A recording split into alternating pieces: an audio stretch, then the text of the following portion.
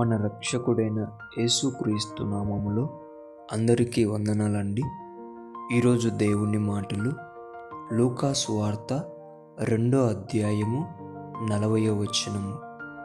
బాలుడు జ్ఞానముతో నిండుకొనుచు ఎదిగి బలం పొందుచుండెను, దేవుని దయ ఆయన మీద నుండెను.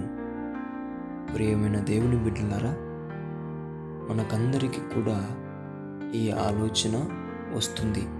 ఎప్పుడంటే రక్షణ పొందేటప్పుడు, మారు మనసు చెందినప్పుడు, ఆత్మతో నింపబడినప్పుడు నేను ఎలా బ్రతకాలి, ఎవరిలాగా బ్రతకాలి అని.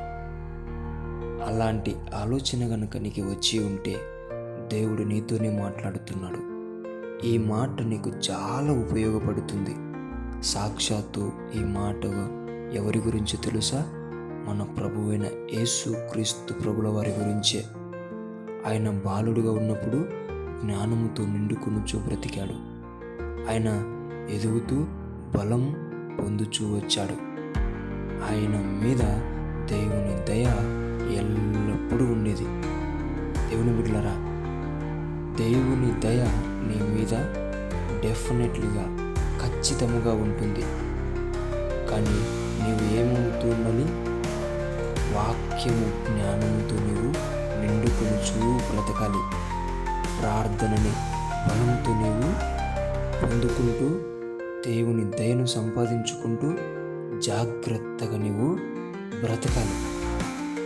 అప్పుడు నీవు ఖచ్చితంగా నీ జీవితం ద్వారా అనేక మందిని నీవు వెలిగించగలుగుతావు, ప్రభు చింతకు చేర్చగలుగుతావు, నడిపించగలుగుతావు, గొప్ప దేవుని పనిముట్టిగా తయారవ్వగలుగుతావు.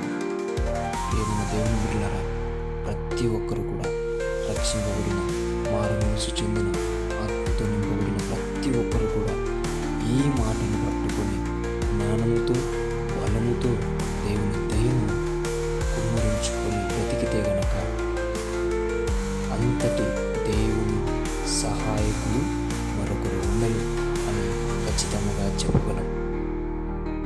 దేవుడు ఈ మాటలు మన హృదయంలో భద్రపరచునుగాక. ప్రార్థిద్దాం. దేవా, మీకు వందనాలు, స్తోత్రాలయ్యా.